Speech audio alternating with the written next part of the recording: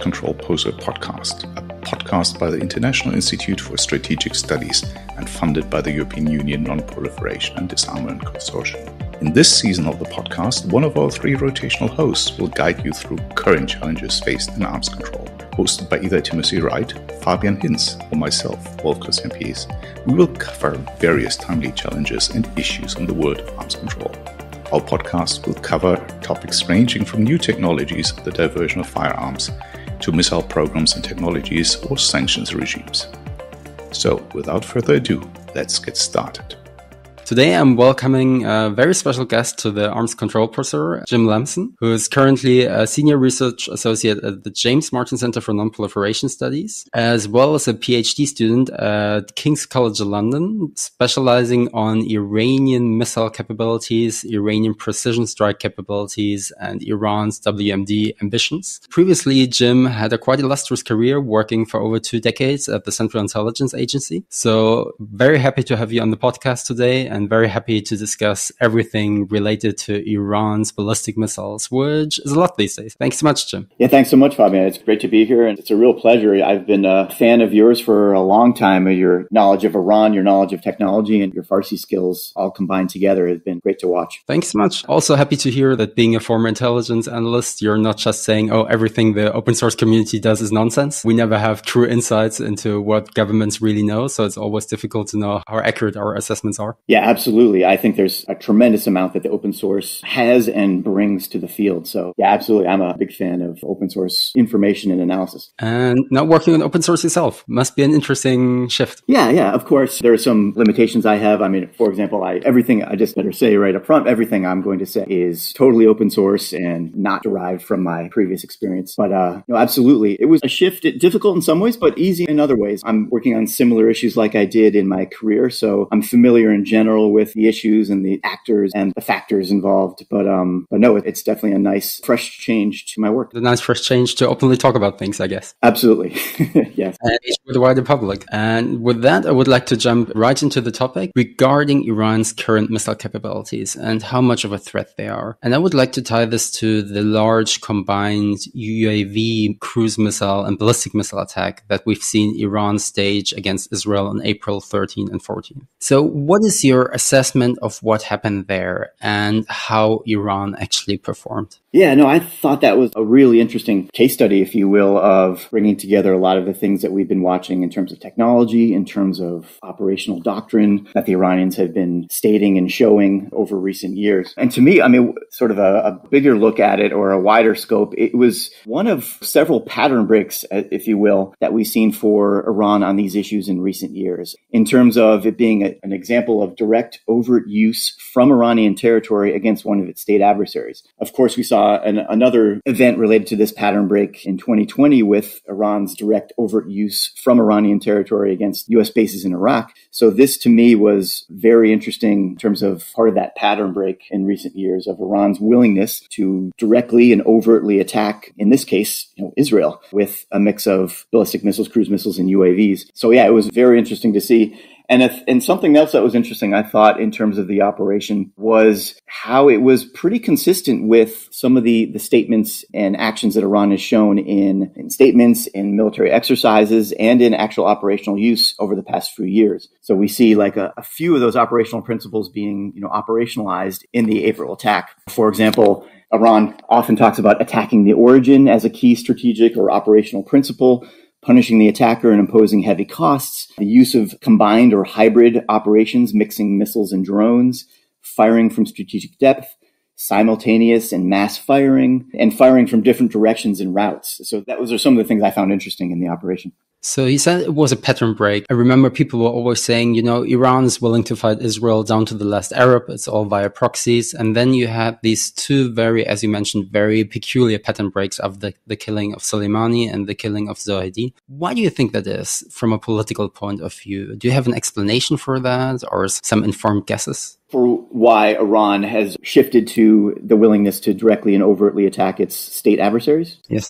No, that's a great question. I guess one thing is I think in recent years, and there might be, small exceptions to this, but recent years, I think, at least in my view, I see an Iran that is more confident, more capable, and more hostile than at least the recent past and perhaps ever vis-a-vis the U.S. And I think the mix of those three things, the confidence, the hostility, and the capability, even though they clearly have continuing challenges and weaknesses, as we saw in those April attacks. But I think that was maybe one of the reasons they were willing to do that, both against the U.S. and against Israel, is that increased confidence, that increased capability, and that increased hostility. And also, the Iranians, for decades have constantly stressed the importance of showing resolve when it comes to deterrence and defense and warfighting. You see this in some of the statements by people like IRGC Aerospace Commander Hajizadeh and others about the importance of not just having capabilities, but the showing the resolve to use them and as an important pillar or component of deterrence. So I think that played a role as well. They had to show the resolve to retaliate, to respond to what they saw as major attacks against their national security interests. I mean, that makes a lot of sense. We've seen that increased willingness, perhaps getting a little too ahead of themselves in terms of capabilities, but we're going to talk about that as well. But first, I would like to ask you, was there anything that surprised you about the attack in terms of the decision itself to launch, the size of the attack, or the composition? I mean, you've already said that it actually was quite similar to what the Iranians had practiced before and had been talking about before for quite a while. Yeah, no, good question. Yeah, so I guess I had maybe three surprises. One was, as we talked about, the direct overt attack against Israel from Iranian territory. That was surprising. The second was, and you just mentioned, sort of the volume of the missiles and drones used in the hundreds. It's reports of 120 ballistic missiles, hundreds of land attack cruise missiles, and suicide drones. And then I was surprised, to be honest, by the lack of effectiveness, at least from what I've seen, in terms of most of those systems being intercepted or failing to reach their targets. I've seen the reports of at least a handful of ballistic missiles getting through, but at least from what I've seen, the sheer number of especially the cruise missiles and UAVs being intercepted, and then the sheer number of ballistic missiles that were either intercepted or failed to reach their targets or failed to launch, from what reports say. That was surprising to me as well. Yeah, what do you think? For me, I once said it like this. If someone had asked me a year ago what would happen if Israel launched an all-out attack against Iran's nuclear facility and Iran would retaliate, apart from the lack of major Hezbollah involvement, there was just a little bit, but very minor. This is basically what I would have said. This is what it would look like. So a major combined attack, timed for simultaneous impact. But I wouldn't have expected that kind of scale after the killing of Zohedi. So that was something that surprised me. In terms of defenses, it was always a big issue of how effective Israelis' defenses would be. But then again, perhaps that's me listening too much to Hajizadeh and IRGC propaganda all week. But I was also expecting them to be a little more effective. Mm-hmm. And I guess there also has been this general trend within the community or parts of the community to slightly underestimate the capabilities of modern missile defenses. I think I might have fallen victim to that to some extent as well. Yeah, absolutely. I think I did too. But I think that's also just a constant theme with watching Iran. I mean, I've focused most of my time on Iran, so it probably applies to other U.S. adversaries as well. But to me, it's always a mix of, when you look at Iranian statements, exercises, weapons displays, even operational use, it's always a mix to me of aspirational, emerging, and actual capabilities. Mm-hmm. And in many cases, as you've seen as well, it's hard to tell which. When they make a statement about a capability or a planned capability, is that is that an aspiration that we might see reach results in 5 to 10 years? Is it an emerging thing that they're already in testing and may be soon deploying to the operational forces? Mm-hmm. Or is it something that they do actually have a capability? And I think in a lot of cases, as I said, it's hard to tell which sometimes when we're listening to Iranian statements or seeing exercises or things like that. And this leads analysts to either overestimate or underestimate. And it's just hard to find that sweet spot of accurate assessments about current capabilities when it comes to Iran for those reasons. And another thing is there's a literature on whether to conceal versus reveal when it comes to, for example, your approach to deterrence. And I think we see that with Iran. They reveal a lot, or, sometimes, again, it might be aspirational versus, an emerging, not actual. But anyway, they often reveal a lot, but they often, and they say this, they intentionally conceal a lot as well in terms of the R&D and production side of things, as well as the operational deployment side of things. I think that is true. We can see that, for example, over the decades where we'll be surprised or by the unveiling of a weapon system or the use of a weapon system that wasn't, known before. So I think they do conceal and reveal, and to them it's probably a challenge of how much to conceal versus how much to reveal in order to try to deter. But yeah, that also just contributes to this issue of it's really hard to find that sweet spot between avoiding both overestimation and also avoiding underestimation of Iran. I mean, that's a really good point, because I'm always thinking of how many people ask the questions, how good are Iran's missiles actually? Do they work? Are these actually in service? And then sometimes you see stuff being paraded around and you don't even know whether it's in service, but they might have something that's actually operationally deployed and they only reveal it years afterwards, like some of the deniable systems we saw in Yemen, the Shahed 136 before it became infamous, the Pavé 351 Quds cruise missile. So it's always quite tricky. Yeah, absolutely. And it's always with any country, but especially Iran, it's always when someone asks you that question, I always try to, and I know you do this as well, you try to balance between the things that we see them good at or the things that we think they've made progress on or they've achieved certain things, whether it's in terms of technology or operations, but balancing that with, yes, they also have weaknesses and challenges which aren't going to go away in many cases. So it's trying to balance that narrative of not just what they're really good at and not just what they're really bad at, because you could focus on either of those. On the first hand, come to overestimation, and the other hand, come to underestimation. But it's kind of, again, looking at both those things in a combined way. Again, try to find that impossible to find sweet spot of accurate assessments. I mean, it's interesting because this duality of, Iran's missiles are 10 feet tall, or Iran's missiles actually do not work and are complete rubbish. It also gets reflected in the assessment of combat missions. I mean, if you look at stuff like the strike on Israel, there were a lot of people saying, is this the beginning of war, and overestimating the impact. There were lots of people saying, it's just symbolic, and minimizing it, at least in my opinion. So you seem to have a similar duality here. What's your assessment? What was that strike on April 13? What was the intention behind it? What did Iran want to do? That's a great question. And I guess in my view, I think it goes back to what I was saying before of I think a big factor was Iran's view of deterrence. And I think if you look at Iranian statements and, the mix of things that we've seen over time, I think there's three elements that Iranian officials constantly come back to when they're thinking of, what are the elements, the important elements, deterrence. Kind of like the West, we talk about capability times credibility equals deterrence or things like that.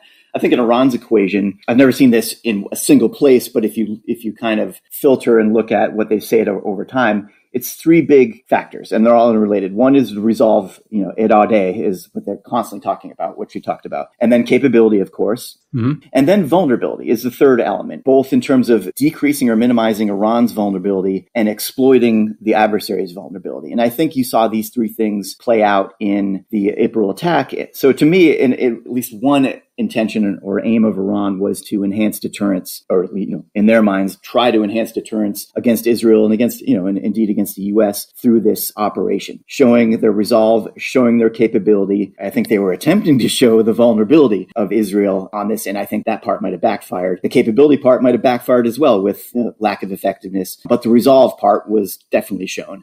And I think over time, they're going to try to improve on whatever lessons they learned from that attack. But to me, that was it. The symbolic aspect, to me, that might have been part of it. But I think typically when I think of symbolism and prestige and status as a driver, I think that's typically, to me, a side effect that the Iranians or others may enjoy after something happens. But to me, maybe that was a secondary factor in it. But that's just my initial thinking. What do you think? I do think they really wanted to cause damage. They really wanted to overcome the Israeli defenses. They could have had a merely symbolic strike for much cheaper, with less effort and also less risk to their reputation. So the thing is, no one really knew how well Israeli defenses, and for me, that uncertainty had some benefits for Iran. So I was quite stunned that they would actually take the gamble, and there was always a risk that this could happen. Maybe not. Perhaps Iran's missiles could have been much more effective, but that was a risk they're willing to take, and it did not go that well, at least in my opinion. Feel free to disagree. So this is something I found quite surprising. And I'm thinking about this way, the psychological effect and showing the determination, that's a good thing. And that alone can be worth quite a lot.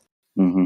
I'm thinking about troops in Gaza. When they fired their rockets, they had very, very little impact because of major interception rates. But then again, doing it over these ranges with a limited arsenal, if you're relying on purely the symbolic show of willpower, it's a bit of an issue. If you want to have proper deterrence, you do have to cause some damage in these kinds of strikes. At least that's my thinking. Mm-hmm. So I was wondering, has Iran's deterrence capability vis-a-vis Israel and also America decreased after the strike? What would you think? Yeah, no, that's a great point. I think if I was going to use that framework that I used before, I think, as you just said, they showed resolve, definitely. So I think that in the core elements of deterrence when it comes to Iranian thinking, I think they check the box on resolve. But they definitely perhaps undermine themselves, especially in the vulnerability part, in terms of, being able to show that they can exploit perceived vulnerabilities of their adversaries. That clearly was not the case with all the interceptions. And the capability part, I think, was mixed. I mean, they showed things that were, as we talked about before, surprising. Their ability to, there were things in terms of technical and operational parameters that I think might enhance deterrence. Some of the things we talked about, the ability to fire, mass volume from lots of different points within the country at single targets and from different trajectories, different systems mixed together. All that kind of thing was, a good thing for their capabilities element of their deterrence. But, as we talked about, the effectiveness, especially in terms of destroying assets of their adversary or getting through defenses, or even the reliability of the systems, apparently, that is something they're going to have to work on if they want to tweak and maintain or improve their deterrence posture over time. But as Hajizadeh and others have said, deterrence is like riding a bicycle. I think you had raised this earlier, that not just static. You don't just achieve a deterrence and you're done. You have to constantly find ways to fix it or improve it or enhance it. And I think Iran has some work to do in terms of fixing or enhancing at least the capability aspect and the vulnerability aspect of deterrence framework, if you will. I love this. Deterrence is like a bicycle. You always have to move ahead. So my next question to you would be, in what direction is the bicycle going to go? The bicycle of Iranian deterrence.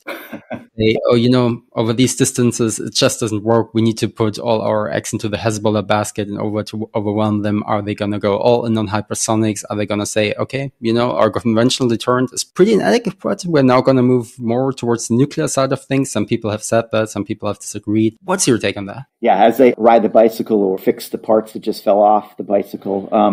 I think it's going to be all those things. Another sort of strategic operational principle that you'll see Iranian defense and military officials talk about is tanavo, the diversification of not just systems. I think that can apply to their approach to deterrence. So I think it's going to be all of those things. And we've seen that already. Their reliance on their own capabilities that would be fired from Iranian territory. Their reliance on the axis of resistance partners and enhancing their capabilities, like you have written a lot about. I think that is going to continue to be a critical pillar. And the hedging aspect, I think, is something that we've seen and will continue to see. And the hedging apply to not just the nuclear realm for their Iranians' perceived advantages or benefits that it provides to both deterrence and compellence, but also, and you've written about this as well, that hedging related to SLVs, space launch vehicles, that is, one could say is overt hedging related to ICBMs or at least IRBMs, and hedging in other ways. I would, in my view, what's the very limited information that's out there on their CBW intentions and capabilities, I think to me is a version of hedging. There's the State Department, for example, has talked about their concerns that Iran is maintaining an on-demand capability for CBW. That is the ability to weaponize if a decision were made, similar or analogous to the nuclear hedging, perhaps. And then in the last area of hedging, and I think this is probably the weakest, but I think is perhaps ASAT, anti-satellite technology. It might be in an area of unintentional hedging, if you will, but, Iran, various analysts and government agencies have pointed out that Iran over the years has developed areas in its space program that are at least theoretically applicable to direct descent ASAT capability,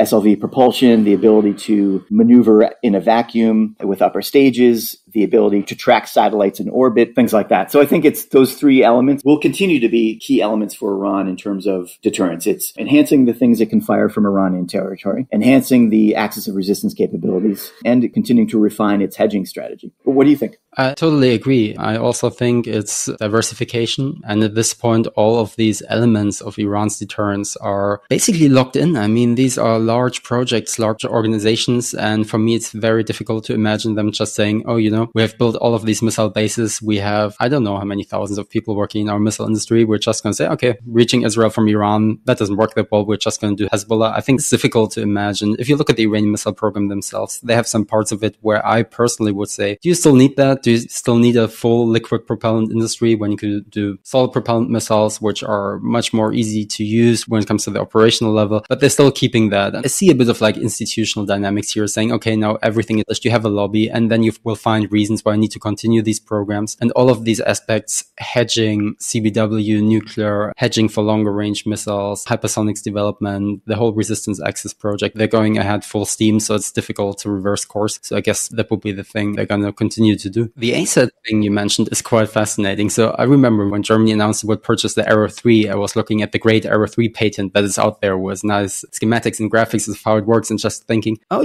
that really looks a lot like the upper stages of the ROM satellite carrier, or the ROSET, solid propellant motor, some cold gas thrusters for exo-atmospheric maneuvering. So do you think this is something they could go ahead with? Yeah, I think that would be a huge technical challenge for them, in a longer term project, if they made the decision. I haven't seen any evidence that they've made a decision to develop an ASAT capability. But the ingredients are there, at least in theory. But for example, how accurate and how precise is their ability to track satellites in orbit? I mean, we know that there is a Defense Ministry facility, and their IRGC has also stated that it has the capability to track satellites in orbit. But how precise and, is it enough to support an ASAT capability? And then the seeker, or the terminal aspect of an ASAT capability, that might be a huge challenge as well for them, space-based seekers, or whatever method they're going to use to be able to attack satellites in the terminal phase. So I think that would be a huge challenge. And I definitely don't, back to our conversation about over versus underestimation, I definitely do not want to overestimate or hype the Iranian ASAT threat. But I think those ingredients are there. And even, as you mentioned, organizational drivers that would, at some point maybe push them there. But yeah, no, I think that would be a huge challenge for them.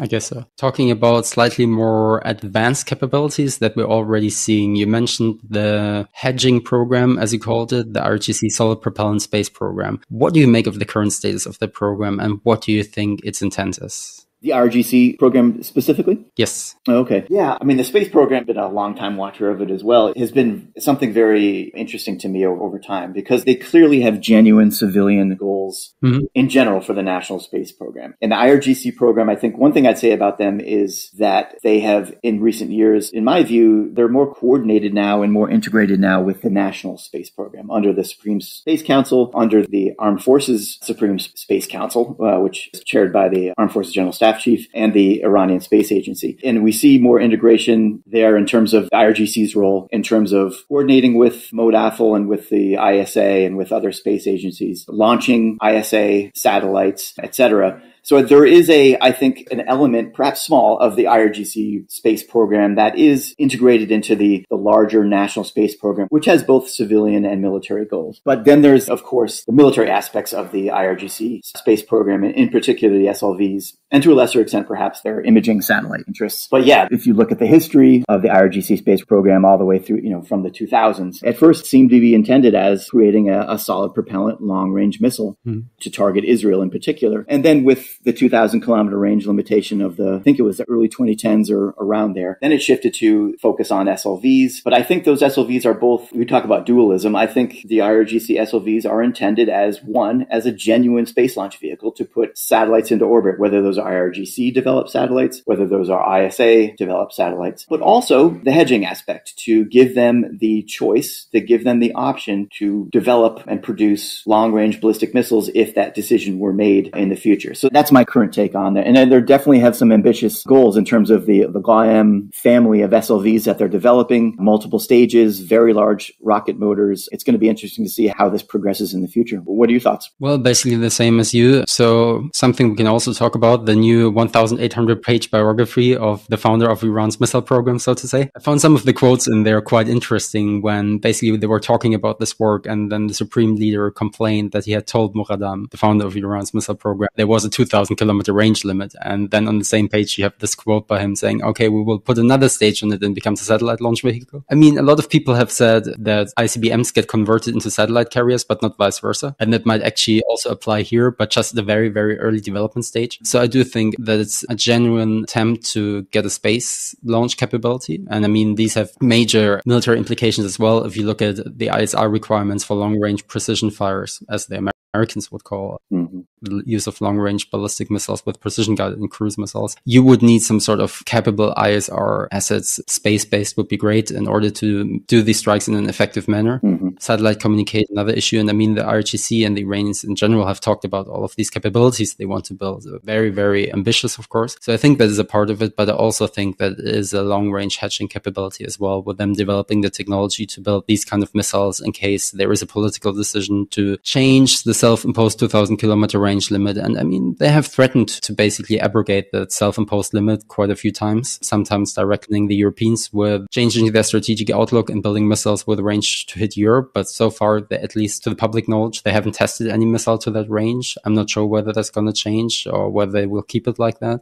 You think that 2,000-kilometer range limit will remain for the time being, or could there be any changes in the future? That's a key question, a key issue. I don't know. I think some of it depends on what we talked about a little earlier in terms of how they think, how they need to refine or improve or fix their deterrence posture. If they come to the conclusion that indeed that 2,000-kilometer range limit is an inhibitor on their maintaining deterrence, then yeah, we could see at least a confidential relaxing of that limit and tests being done. Or they just continue with their current hedging strategy and develop and eventually flight test some of these 3 or 4 stage large solid SLVs. And once they get to that stage of actual flight testing, perhaps that itself will enhance in their minds their deterrence strategy without having to weaponize or put an RV on top of that and test it as a ballistic missile. But yeah, that'll be interesting to see. One way of reaching Europe is to increase the range of your missiles. Another way to reach Europe is just to ship the missiles to someone else who will fire them against a European country. Leading me to my next question. What do you think are the chances of Iran supplying ballistic missiles to Russia? So we had all of these press reports saying that there were negotiations going on, basically for short-range solid propellant, precision-guided missiles that the Russians wanted to buy. Then we had some reporting earlier this year saying, some have already been transferred, but not a lot has happened. So we saw this massive transfer of Shahed 136 one-way attack UAVs to Russia. We saw the complete transfer of technology for Russia to build its own factory in Alabuga. But we haven't really seen ballistic missiles being transferred. What's your assessment of how likely that's going to be and what impact it might have on the war in Ukraine? That's a little outside my lane of expertise, but my initial thought is, one, definitely, to me, that was in general, Iran's provision of strike weapons and other weapons to Russia was another pattern break, if you will. Iran as a supplier to Russia rather than as a recipient, something that's definitely different pre-2022. I'm confused about the situation with the ballistic missiles. There's been, as you've seen, a lot of fragmentary reporting over the last year, at least a year, of intentions to supply and actual negotiations and agreements, and even at least one report about hundreds have already been transferred. But as you said, we haven't seen any evidence of those transfers at this point. And whether those are going to be Fateh 110, which it sounds like that's probable, whether they talked about the Zulfiqar as well as being possible, but I did see some reporting that the Iranians were perhaps hesitant about providing that, or potentially due to the blowback. But I'm not sure what the blowback for a 300-kilometer range system versus a 700-kilometer range, what the difference would be really in terms of that. Yeah, so if and when those are actually transferred, whether, in the hundreds, sounds like it might be. The impact to the Ukraine war, not sure. Whether that would be, just mixed in with other missiles that the Russians are already launching at Ukraine. But at least in terms of qualitative changes, I'm not sure what that would add over the types of missiles that Russia already has, of course, which are in many cases way more advanced than Iran's. But in terms of quantitative, I think that would be maybe the biggest impact of adding to the Russian arsenal, replenishing their stocks of missiles and things like that. But I'm not sure qualitatively if it would lead to a big difference in the war, but definitely not my area of expertise. What do you think? Basically agreeing with you. I think the main issue would be quantity. Iran's production capability being leveraged for the Russian war effort and just expanding Ukrainian interceptor missiles. So basically that'd be the main reason, if I was Russia, for me to acquire Iranian ballistic missiles. Of course, there would be other issues that would complicate transfers. The Iranians just being very difficult negotiation partners. There were these leaked documents, which in my opinion are quite credible, saying that the Iranians demanded very, very high prices for the Shahed 136, basically almost $200,000 per piece, which should be almost 4 times the production costs. So I'm not sure what they would demand for ballistic missiles. Then you would have to train the crews in a completely different system that would complicate things. But still, I'm unsure where the transfer transfer hasn't happened. I mean, I've heard and read different things saying the Iranians are just annoyed that their fighter jets haven't arrived yet, which they ordered, the Sukhoi Su-35. I've seen other sides, it was actually the Russians who were reluctant because it could be basically a decision that would spark an escalation of Western supplies of short-range ballistic missiles like the ATACMS, but now that has already happened, so it wouldn't be a main reason anymore. So I'm not entirely sure why it's happening, and I would perhaps add the one thing I found interesting is we saw all of these Shahed deliveries, and then there were lots of talks about how there would be more cooperative partnership between the Russians and the Iranians when it comes to UAVs, battlefield experiences from the war in Ukraine directly entering Iranian development and production. You have these leaked documents showing all kinds of different systems that the Russians might employ, tactical systems like the Shahed 101, but we haven't really seen a lot of these. So I'm not entirely sure what the current status of the cooperation is, but lots of people have asked what Iran could receive in return from the Russians if they decided to export ballistic missiles, but also what they will receive in return from the Russians for the Shaheds. And of course, there are some obvious answers, lots and lots of money, some jet trainers, some jet fighter jets, perhaps some more conventional capabilities, which the Iranians try to build but are not that good at, tanks, warships, etc., etc. But in the ballistic and cruise missile field, what kind of assistance could Russia provide if it wanted to? What could the Iranians be interested in? I mean, theoretically, it could be a lot, an extensive range of things that they could want or benefit from Russian assistance and expertise. If you look at all, long-range strike in general, I think Iran could benefit from Russian assistance or expertise in, over the horizon targeting, whether that's against land targets, but especially against naval targets. I think that's something that Iran will need as it moves forward, at least in things that it says it's trying to do. In particular, for example, anti-ship ballistic missiles, something that Iran has worked on for a long time, one of the only countries in the world that does. But I think they could benefit from whether it's guidance and control, whether it's targeting aspects, whether it's other aspects of anti-ship ballistic missiles that they could learn from Russia or that they could jointly work on together, because Iran is not new to the ASBM arena. You mentioned Moghadam's book about Moghadam, Marde Abadi. One of the interesting things I saw on that was Iran's entry into the ASBM arena. A surprise to me was its first step was converting the Tondar 69, what the U.S. calls the CSS-8, or the Chinese B610 that Iran received from China in the early 1990s, converting that to a anti-ship ballistic missile as their first step towards anti-ship ballistic missiles. And then, of course, since then, we've seen the Fateh family ASBMs. We've seen liquid ASBMs based on the Ghadr, for example. So I think that is an area where they have challenges, but an area of high concern that they could definitely, or at least in my view, benefit from Russian technology and insights, technical and operational insights. But I think other way, Russia could benefit from Iran in ASBMs as well in terms of Iran's own experience, but also the experience of Iran's axis of resistance partners in using ASBMs operationally. I'm assuming that Iran is gaining technical and operational insights from the Houthis' use of these systems, both the successes, if limited, as such, and the challenges that they've had in terms of, for example, being able to hit ships at all from long distances. But I think that Iran's own experience, technical experience and operational experience and exercises, etc., and the experience of the axis of resistance partners, transferring that or sharing that with Russia might be of interest to the Russians as well. What do you think? I would agree. I think these are all areas where cooperation could work out. Another area, or perhaps not even an area, but just troubleshooting could be really interesting. Just gaining access to very, very experienced Russian engineers who tell the Iranians, okay, we've seen this problem before. We have been there 30, 40 years ago, 20 years ago. And then helping the Iranians not by transferring a concrete capability, but just by helping them. I think that could be quite interesting. In terms of concrete capabilities, one thing I'm always thinking about is supersonic anti-ship cruise missiles. Mm-hmm. So the Iranians seem to have been working on this quite a while. I mean, we saw wind tunnel models of supersonic anti-ship missiles already a long, long time ago when Shamkhani was still Minister of Defense, I think. Then there were these reports about the Iranians trying to get some of these, or at least parts of these, from Ukraine. Then there were some statements from the Iranians saying, oh, we're actually working on such a missile. We're testing it. They've shown us ramjets and everything. Mm-hmm. I mean, that's an area where the Russians are quite competent. So I could see an area that's quite important to the Iranians. and their non-state allies.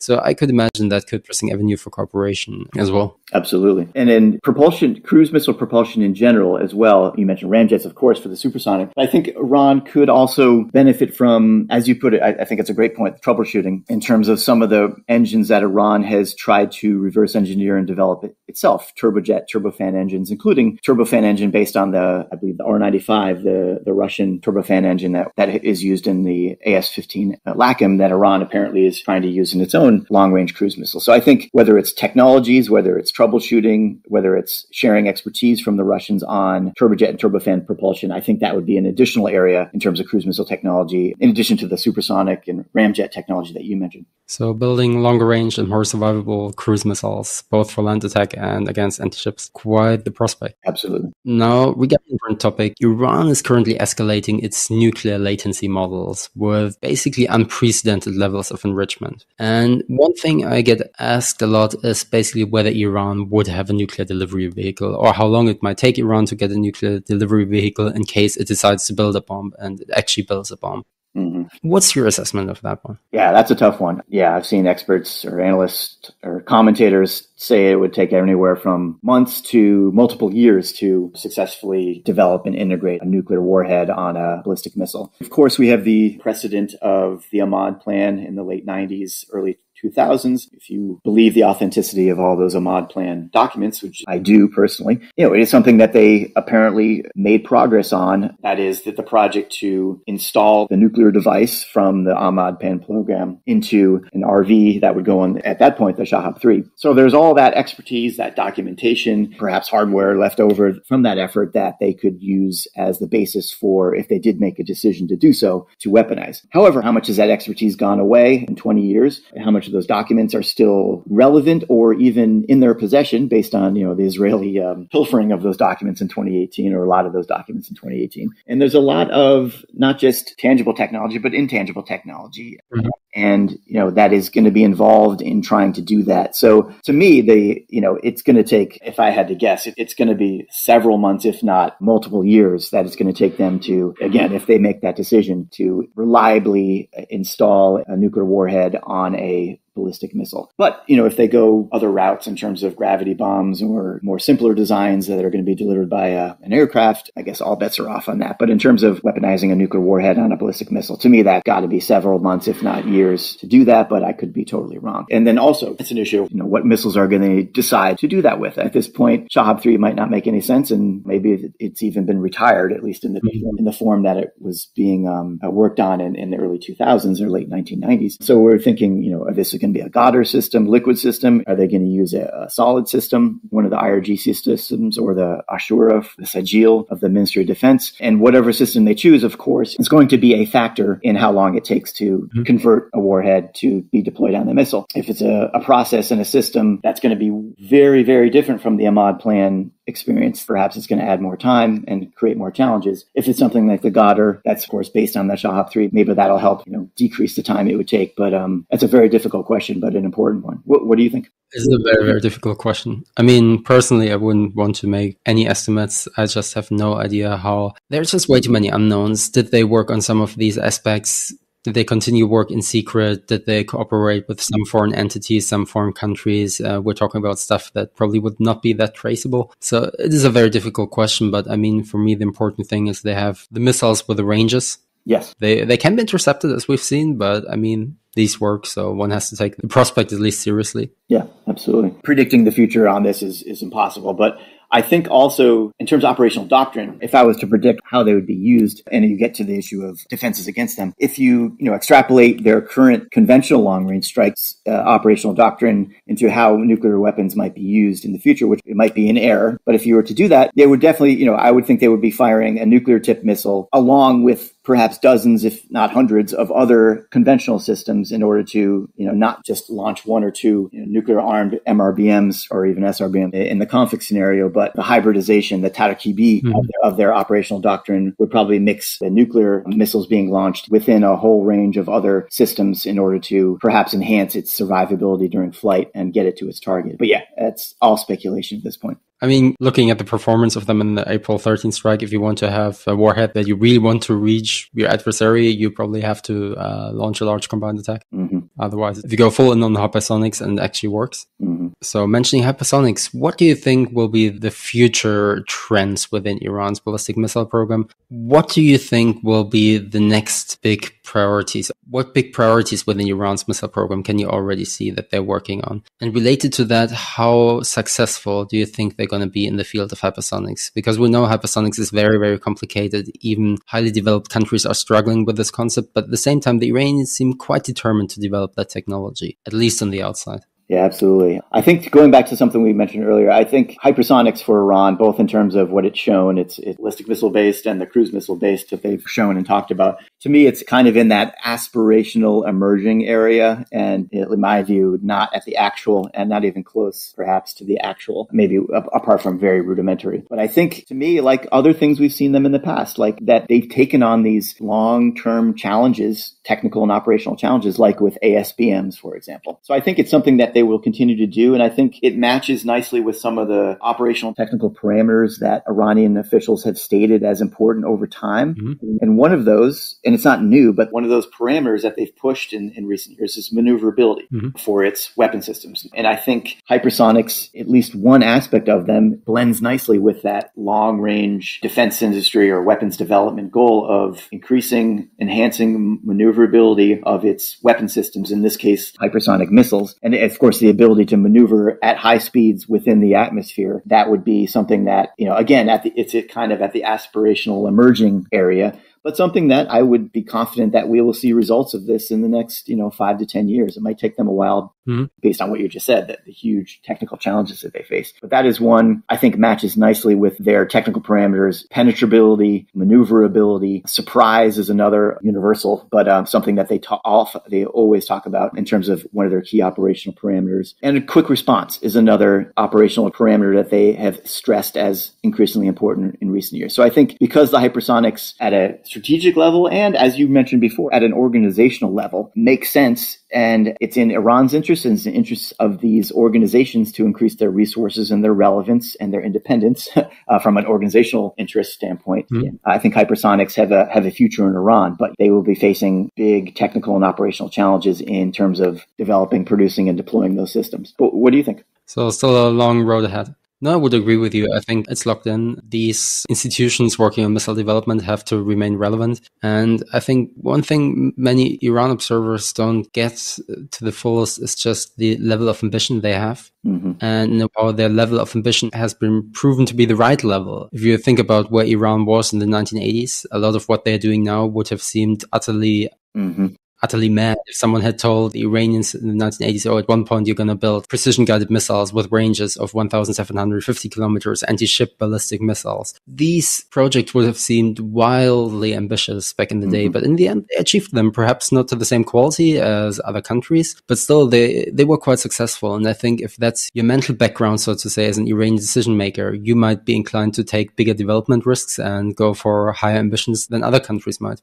And they're very systematic when it comes to developing these things. They are big on roadmaps, Nagshera. They use those in missiles and drones in the space program, all kinds of things, where they set out, driven by strategic factors based on threats, based on interests, based on the future of warfare. They will create these roadmaps, as you said, a lot of which will result in systems that took longer than perhaps other countries or are not as reliable or as quality as other countries, but they pursue these very systematic roadmaps of incremental improvements in systems, in technologies. And then another thing that they constantly do is that they stress is developing families of systems based on a single platform. And you'll see Iranian military and defense officials talk about this principle or this approach. And I think the hypersonics is an outreach of that. I don't think these hypersonic systems came from the drawing board or 100% from the drawing board. They were developed based on incremental achievements and progress that they had made in solid propellant missiles and warhead technology, etc. So I think they're an outgrowth of that, and based on that family, we'll probably see incremental improvements to various aspects of the hypersonic missiles that they're developing and showing over time. And the ones that we've seen so far are probably like the first stage, the very rudimentary stage of things, but we'll probably, like we see with all of their other families of ballistic cruise missiles, UAVs, SAMs, etc., we'll see incremental improvements in these families of hypersonic missiles as well.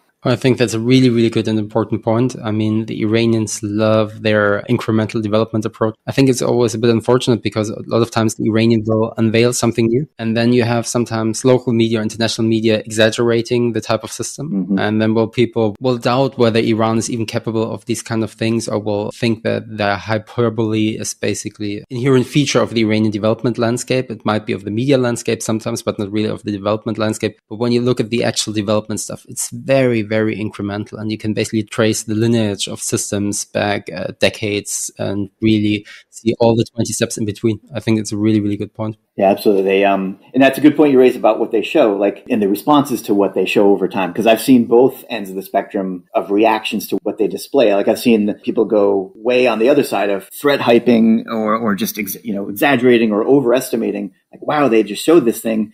This means that Iran is 10 feet tall, as you would say before. And then the other thing, they might see a piece of wiring that's poking out or some other technical aspect that doesn't seem quite right in terms of their first display of a new weapon system. And then it's underestimated in terms of, oh, look at them. They're terrible. They can't produce anything of quality. And it's really in the middle because it's not the 10 foot tall, but it's also not, what they've displayed it for the first time might just be the initial prototype, and they're doing it for deterrent reasons or for status reasons, whatever. I think one thing you can assume with Iran is that you're going to see better versions of that in the coming years. It may take them a little while, but you'll see better versions of that. And we've seen that in the decades of evolution and trajectory of Iran's missile and drone programs, I think. One really good example, and feel free to disagree, in my opinion, is the Fatah-1, where Iran unveiled this missile and used some hypersonic. And then there was this large discussion, does Iran have a hypersonic missile? Does Iran not have a hypersonic missile? And the way I interpret it is basically that's an outgrowth of an existing family. In this case, the Khyber-Shekan, the IRGC line of missiles, that has apparently some maneuverability in the terminal phase and some exo-atmospheric maneuverability, so a very logical gradual development step.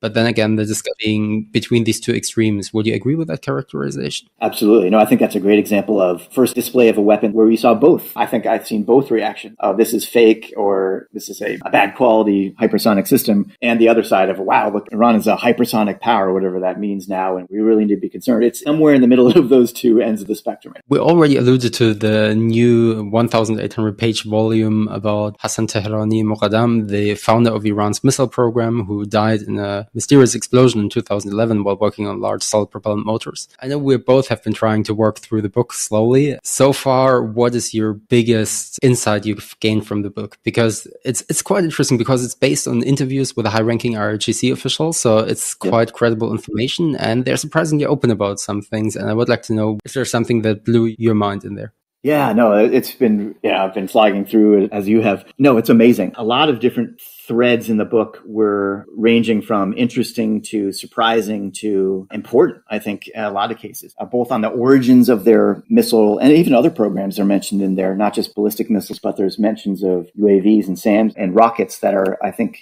valuable additions to the data set and the trajectory and the evolution over time. I mean, it goes all the way to early 2020. So there's a lot of even post-Moqaddam insights that are really useful. But there's tons of data points that are great on organizations and people. We talked about that. It's important to look at the organizational level of things. And there's a ton of insights, in my view, on the origins and trajectory of some of the key organizations out there that still exist today, seeing in the book when they were created, why they were created, how they evolved over time, who their leaders were. This is all in the book. But to me, one of the most interesting things was their approach to weapons development and acquisition from the 80s to the 2020s. It's very IRGC focused. So there is a bias toward IRGC just based on the theme of the book and the people they interviewed. So there's not a lot on the defense ministry efforts, but there are great insights on the defense ministry efforts in there. And there's programs in there that I didn't know about as well, that even some of them are dated. They give you a sense of some of the things we see today, where they came from. So for example, the Tondar 69, the B610 SRBM that Iran purchased from China, they negotiated during the war in the 1980s, but weren't able to get them until the early 1990s. Seeing the details about those negotiations and then the receipt of those missiles, and then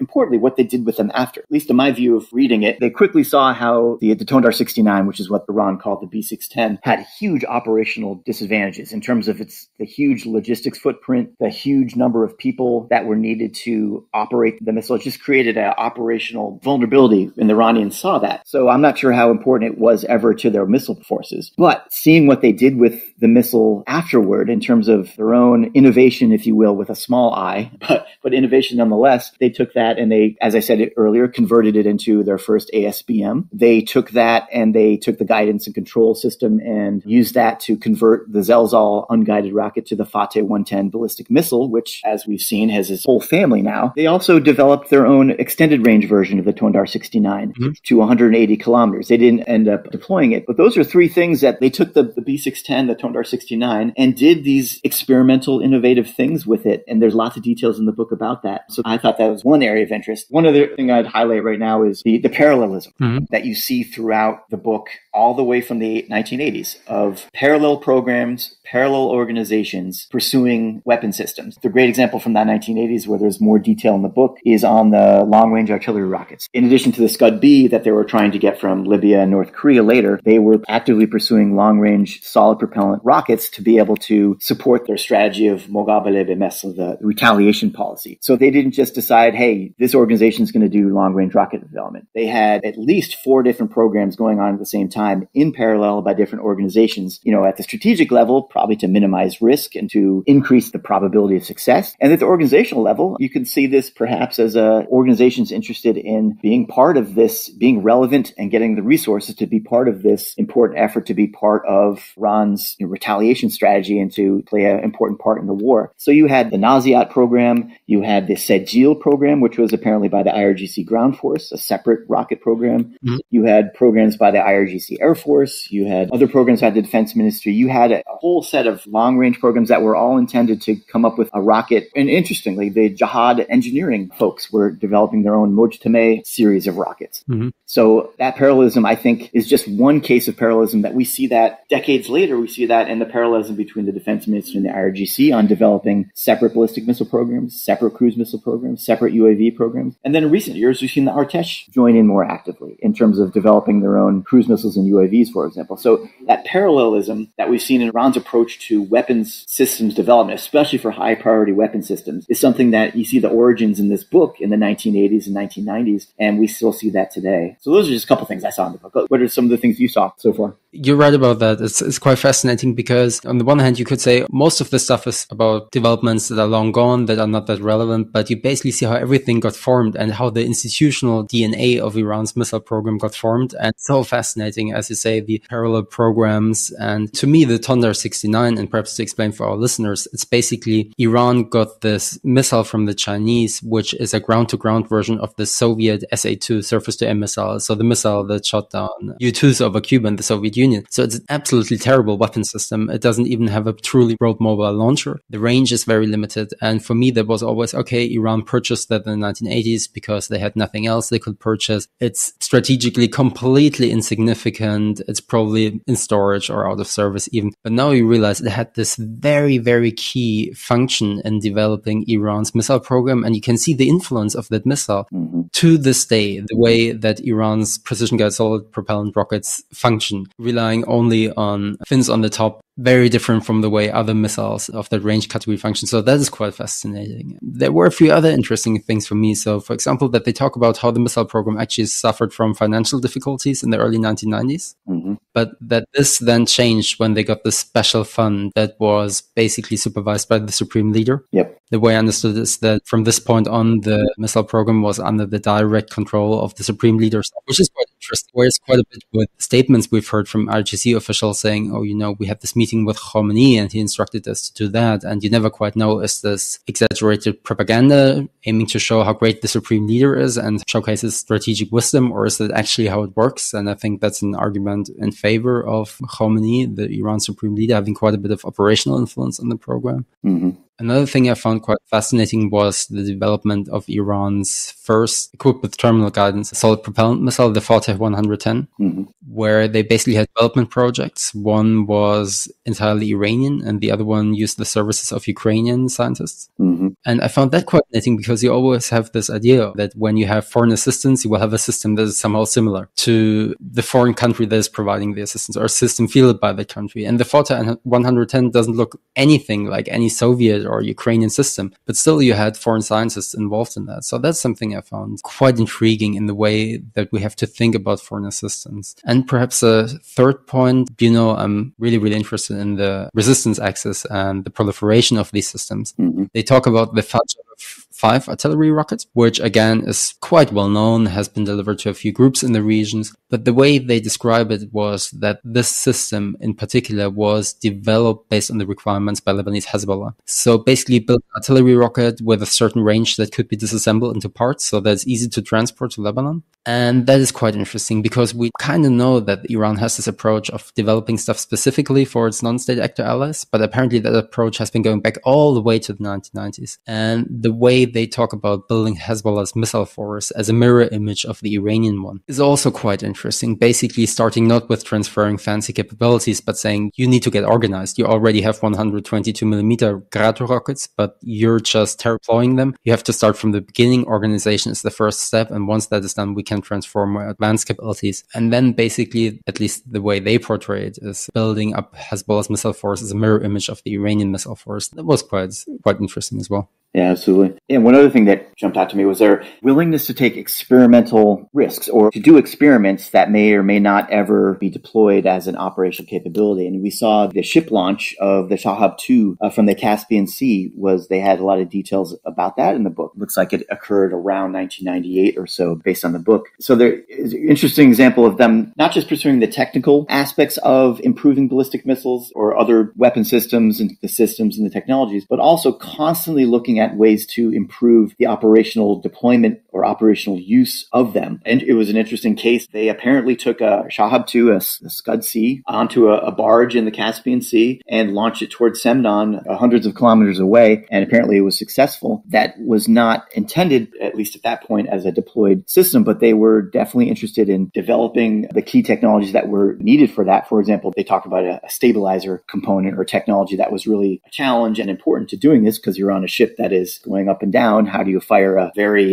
dangerous liquid propellant ballistic missile from the surface of a ship? But then you see that 20 years later when they fired the solid propellant, I guess it was the Desfool or another solid propellant missile from platforms of ships in recent months as well, as perhaps an experiment as well. But again, something you saw, at least the idea back in the 1990s, you see outcroppings of it decades later. So I thought it was interesting. And I really like how you talked about the institutional DNA, because you see that with IRGC organizations, you see that with some of the key defense ministry organizations like Shahid Hamad Industries Group and also Shahid Bakari Industries Group. You see the origins and the people involved in creating those organizations that are still important today in terms of ballistic missile and other weapons development. I love the ship launch Scud episode because now it sounds like this very, very 1990s, early 2000s American national security scare that you could have an Iraqi, an Iranian or North Korean Scud missile on a container ship being launched at the continental United States, but might have been based on real intelligence of the Iranians doing that test. American services apparently detected that particular launch and then were quite concerned. Yeah, exactly. And the Iranians in the book talk about how it was raised in a congressional testimony, which you can find online. It was a senator raised it in 1999 in that context that you just mentioned. I think this was in the time of the Rumsfeld Commission where the focus was on, what are the threat to the United States, the continental United States from adversary ballistic missile programs. And they raised that, just as you said, as an example of back then we need to be worried about Iranian container ships off the coast of the U.S. firing nuclear-tipped ballistic missiles at the continental U.S. Again, overestimated or hyped at that time, but as you said, it was at least based on a concrete experiment that the Iranians did. Well, I would say, finally, is there anything you would to mention that we're overlooking when looking at Iran's missile program, or anything that we're misunderstanding? Anything that you think is quite relevant but doesn't really get the attention in the discussion of the program it deserves?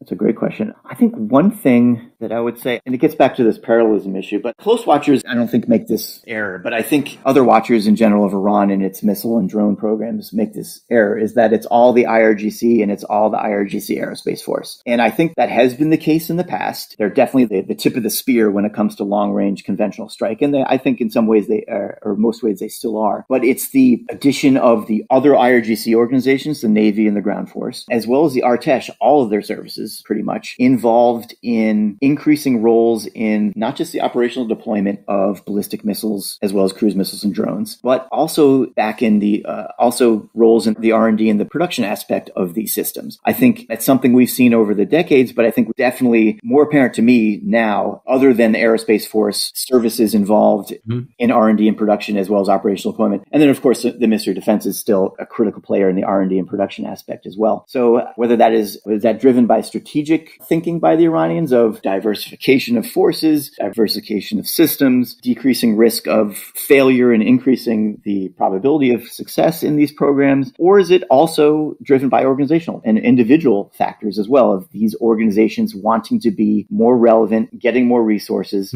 and gaining independence and being part of the R&D and production of these systems, as well as being operationally deploying them as well in their own forces. I think this increasing role of parallel organizations in all those aspects, to me, is an important theme that I think will only increase over time with Iran's weapons programs and their deployment. What do you think? The Artesh seems to be getting into the strategic game. If you look at some of the underground facilities they revealed not so long ago, which is a new development. I mean, we hadn't seen these kind of strategic underground facilities operated by Artesh, Iran's regular military, before. Their use of long-range strike drones is interesting. There was one report saying that an Arash-2, so basically a long-range suicide drone that is associated with the Artesh, might have been used in the strike against Israel. Whether that's correct or not is unclear. The source is not that trustworthy. But I think we do very much see this trend when it comes to Artesh getting into the strategic business, and I do wonder how far it will go. Will they at one point get long-range ballistic missiles or not? Will be interesting. Yeah, absolutely. It also, you see statements from Artesh officials and from IRGC Navy and IRGC Ground Force officials talking about their role of their forces in deterrence. Like, I think in the past, it was kind of like they were important in terms of their role if and when a conflict breaks out, especially to defend Iranian territory. But I think more and more, they're explicitly saying that our organizations and our forces and our weapons are important to Iranian deterrence. It's not just the IRGC Aerospace Force anymore in terms of deterrence, but it's these other forces wanting to be seen as playing a role in not just warfighting, but also deterrence. But I think the organizational missions of these organizations, of course, will be a factor in how much they do or don't play a role in some of these more strategic long-range missions. You know, for example, the ground force of the IRGC and the Artesh, they do have ballistic missiles now, but they're, of course, the Fateh 360 of a shorter range, I think about 120 kilometer range ballistic missiles. So I think that aligns with their operational mission. That seems more of a operational or tactical system. Ballistic missile nonetheless, but it is perhaps more relevant deterrence by denial or warfighting. And Artesh officials have talked about the importance of the 300 kilometer operational depth of the enemy as being a key thing to target. And I think those and other systems that the ground forces, for example, are of the IRGC and the Artesh are deploying are important to that operational depth, if not strategic deterrence, in my view. It's interesting to see in that theme. You also see the Artesh, the ground force, Havani Ruz, the Army aviation folks, deploying and I think even developing their own rudimentary cruise missiles with hundreds of kilometers of range, the Haydar family. Yes. Which again, is just an interesting example of why did they jump into that? Why didn't they just buy Defense Ministry or IRGC cruise missiles, but develop and or deploy their own? Is that from a strategic thinking, top-down thinking that the decision was made to enter that realm? Or was that an organizational interest? Like, we want to be part of this long-range strike capability, so we're going to develop and deploy our own Haydar family of cruise missiles, or some mix of those or other factors. But that's just another specific example of the Artesh jumping into and getting into the long-range strike area. Interesting. Probably some serious inter-service rivalry going on there and competition. Absolutely. Yes. Well, thank you so much. That was very insightful. Thanks so much for taking the time and sharing your insights with us. As I understand correctly, you're working on a new report on Russian-Iranian cooperation. Yes, that's correct. We're, I think, in the later stages of publication, but we'll hopefully be putting that out in the next few months. Very much looking forward to that one. So, Jim, thank you so much for joining. Hope to talk to you again, then discussing all the future developments that will happen within a very short period of sensitive time, as always, with the Iranian missile program. But again, thank you so much for joining. Absolutely. It was a pleasure. And it's always great to talk to you about these issues. And thanks very much for having me. Thank you so much. So that's all we have time for today. So thank you so much to our guest for sharing expertise and knowledge with us. And thank you all for listening. We hope you enjoyed this episode. For more information, visit the IISS website. And as always, be sure to follow the IISS on Twitter and LinkedIn, where IISS analysts will be sharing the insights and quick takes. You can find more information on the topics discussed in today's episode in our show notes. Please do follow, rate, and subscribe to the Arms Control Pulsar wherever you listen to your favorite podcasts to keep up to date with all the latest episodes. Thank you, and until next time.